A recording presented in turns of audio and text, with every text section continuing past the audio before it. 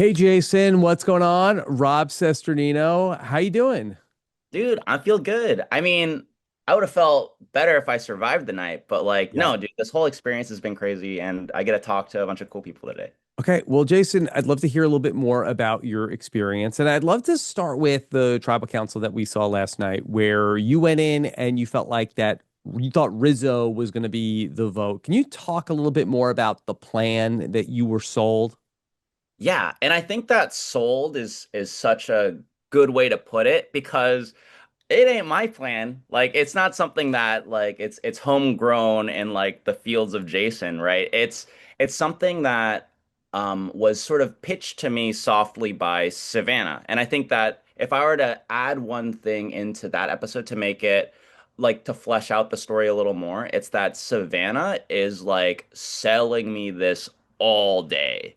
That and I think that there's a piece of it where it's like I should have been like, why Rizzo? I don't really understand. Hmm. Like, I think that it was because my relationship with Jawan was pretty strong. That like any name that wasn't Jawan was something that Savannah was like, oh yeah, yeah. If you don't like Jawan, what about Rizzo? Rizzo has really strong connections to his family. Like, that means he's gonna be Uli strong. We don't want that. Like, it was such like a cobbled together reason, and I'm like. Whatever. I'll just roll with it. If whatever you're comfortable with, I'm just gonna follow Yeah. your yeah. Because the episode really had it be the drama was that is Savannah going to be so tired of Jawan that she wants Jawan out. So we really did not even see much of what the argument was to get rid of Rizzo. Yeah, and I think that there isn't a lot of reason there because there wasn't a lot of reason given, right? Hmm. Like I'm just grasping at straws, right? Like I think that my pitch to Uli was like, "Hey, straight up, y'all have been like on a tribe together for 7 days. I was on a 7 day journey, right? And I just came back into the mix. So if there's any sort of your inner dynamics, if you need me to like help facilitate something, I think that I picked my people because I don't want to be like a Shannon style where I'm talking to literally everybody. I figured that Savannah wanted to play, so me and her talked a lot, and I was talking to Juwan just because we got along really well. And unfortunately, like I think that that combination of relationships was bad for me because if I wasn't as close with Jawan visibly, like we're just sitting talking about nerd shit in under the shelter for like hours, right? I think that maybe that makes Joanna a more appealing target to pitch me because I felt like I was close to him. I think that they might have shut me out a little more. Hmm. And I think that speaking to Savannah, I think that she was just so hungry to like pull the wool over someone's eyes. Like I was just kind of like that tasty little sheep, bro. Okay, Jason, did you know they rigged the frickin' rock draw against you until you saw the episode? Oh man. I did my due diligence. I debriefed with all my cast members about like what is gonna happen. I didn't know in the moment that the rocks were rigged, but Jawan did tell me like, a little he's like, yo, be prepared if they show this.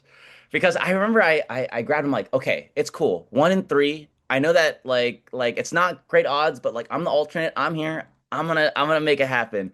And I'm like, oh, okay, well, fair is fair. Ah, shucks. I, Yeah. when was the last time they rigged a rock draw? Like that, and then they showed it on TV. Hmm. It wasn't on my radar. it's been a couple seasons. Yeah, but yeah, it was rigged against you, Jason. Dude, and if Jawan's rigging it against me, that's how you know it's bad. Yeah. That it's like, Well, I was saying that, it would have been kind of interesting if you went on that journey because then you get paired up with MC. All of a sudden, the two alternates are together. Did you have a bond with MC over being the alternates? Because we didn't see it on the show. yeah, we didn't see it on the show, but absolutely we did. And I think that, I think I understand the difficulty of editing a tribe where nobody like one, it's like no, we never go to tribal, right? Mhm. So you have to pick and choose like what pieces of the dynamic you want to show. But me and MC like instantly like had that strong bond. And I think that what you see or what the show shows on Hina is this sort of core four alliance with Matt, Christina, Steven, with MC pulled in as a fourth, and it's like, oh, dude, look at these four people. They like love each other so much, and they have so much in common. Like I don't know, like that was just the first like Yeah. alliance that was made, but. me, Steven, and MC also had a very strong alliance that we made as well. And they told me everything about the other alliance, as Yeah. well as MC showed Steven the idol. She showed me the idol right afterwards. Because that's something I was struggling with, where that when you flipped over to or knew Hina and they Mhm. asked you about what are you doing, it's like, well, I'm sticking with my group. I'm like, Jason, I don't even think you're in the group, old Hina. Yeah, maybe I was the Jawan of Hina, you know what I mean? Like Jawan is so loyal to Not Uli. the Jawan. No, we love Jawan. I love him. But no, yeah, I think that's sort of I think an editing fumble rather than a me not reading the situation correctly. Because Hmm.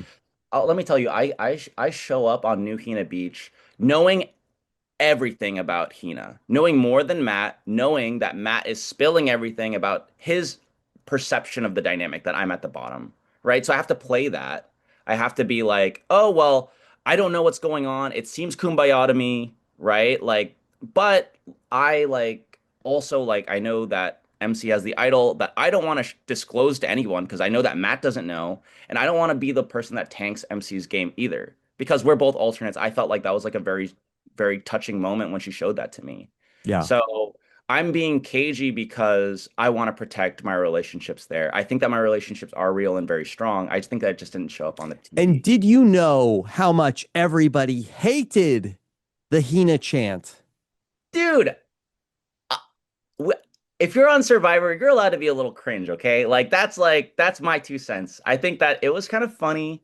I wasn't the spearheader of it. And I think that Steven at a certain point went up to me. He's like, this is a little much, isn't it? Isn't this kind of a little crazy? I Could didn't you know it was that. signal back to Christina or MC and say, hey, they hate the chant. Stop doing it.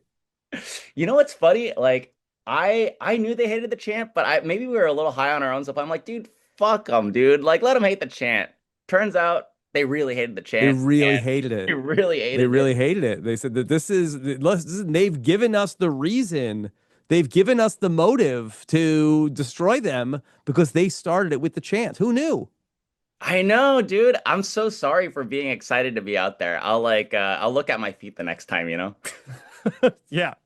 I want to go back to the how about your relationship with going back to the when you showed up with Matt and you and Matt were the two people from the old Hina, and what was it like being swapped with him? I would say that my relationship with Matt was probably the weakest of the relationships that I had at Hina at that time. Which I think is like a double-edged sword, right? One, it's like, okay, I don't think that we can do things together as a strategic unit, but also I think that you're put in a bad spot. It's like I would rather somebody go that I didn't have a very strong relationship with. Like I did write na Matt's name down for that first tribal. I didn't feel super bad about it at the time. It's if it's a you and me, it's like I'd rather him than like let's say MC or something, right? Yeah. Um, but like I think that when we're at that Uli Beach together, I call it Uli Beach, right? It's actually supposed to be Hina Beach. But when we're there together, I was sort of waiting for Matt to crack and to try to do something and then capitalize afterwards, right? So the moment Matt throws Nate's name out, I'm like, cool, great. That means that you're probably going home. So then I could now work on these relationships with these new people and work with them. How did you decide to vote for Matt and not play the shot in the dark at that last tribal council? Vote for Matt on the first one, or Yes. yes. So and Because this I you had think. said that you were going to play your shot in the dark, and then you ultimately voted for Matt. Yes, I think that like my mentality going into it was just to be like very transparent, right? In contrast to Matt, who's trying to like work behind the scenes and stuff. And I think that the way I like frame my transparency is like, hey, you all have the votes tonight. Like we are given this shot in the dark as a tool for us, and I'm probably gonna play it because like if not now when? Like it's like do I just want to like save it like for a rainy day later? Like don't you want me to use it right now? Hmm. So that I'm a more tantalizing target that's defenseless later. Obviously, perception is like not reality.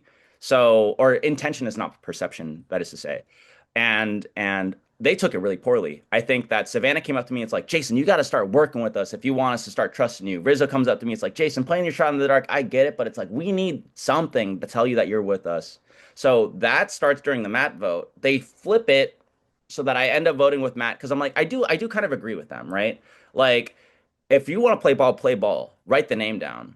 So I did that the first week, and I think that I was kind of going off of that mentality into the second week, saying like, "Oh yeah, well, I'm gonna keep voting with them because I want to keep developing these bonds." Not realizing that I had bought myself a week with a shot in the dark, and I could have played it the second time. How or did you know you were going to be so good at the puzzles? Dude, no. I thought that I was gonna go to tribal every week because I couldn't lift sandbags. Yeah. Like I didn't like I was this is the season that was built for me, dude. Like everything ended in a puzzle for the first few times. We did so well on them that people were complaining how it's the same show every week because of the puzzles. And it's like, hey, if you had three people of equal puzzling skills, I don't think that people would be saying those things. It's just because you had a head and shoulders above the rest kind of guy. Yeah. I mean, was that a case that you tried to make to stay of like, hey, you never know. I could be the puzzle guy. Yeah, I mean, it's such a weird pitch to make, right? Especially like after that first map vote, it's like, hey, I'm the puzzle guy. If we win, then we're sending one of your old Uli home, so keep me, you know? I Yeah. don't think that that's something that I wanted Well, to. on that note, were you disappointed that the people from your old tribe didn't try to throw the challenge to save you? I was like, that's what I was thinking too. I think that when you're in that moment, and Survivor like casts a bunch of very fierce competitive Yeah. people that why like obviously they weren't trying to throw, we weren't trying to throw either. And I'm like going back, I'm like, why? Like Yeah. why Come like on, why are we all Steven. Come on, trying to win? MC. What are you doing? Jason is the sitting duck over here.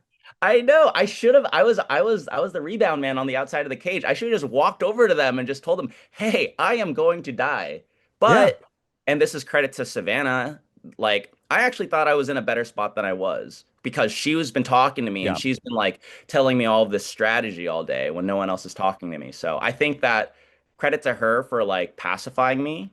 I remember walking out of that challenge thinking like, it's okay, I can make it through the night, which That's how was they get you. obviously not true. And Yeah. if I listened in on any of the confessionals, I would know that that was not true. Okay. Jason, anything else you want people to know about your time on Survivor? Rob, can I ask you to make something official really quick? Okay. Yes. Okay, cool. So this is the official Rob has a podcast. What if, right? So I have Yes. here. This is my shot in the dark. Okay. Okay. Jason survives the night or he doesn't. So it can we do this right now just to quiet what would have happened if I had played my shot in the dark? Sure. Okay, cool. So if I press this, Okay. All right. let me Shot in the know. dark. So the wheel is spinning if you're listening to the podcast. And it comes up as, was that? Nope. Okay. All right. It didn't So hit. so if people say I should have played my shot in the dark, it would have been a better move. It would have ended in the same thing officially. Okay. All right. There you go. Well, Jason, thanks for making the time to talk to us and all the best outside Survivor. Okay. Later, buddy. All right. Take care. Bye. See ya.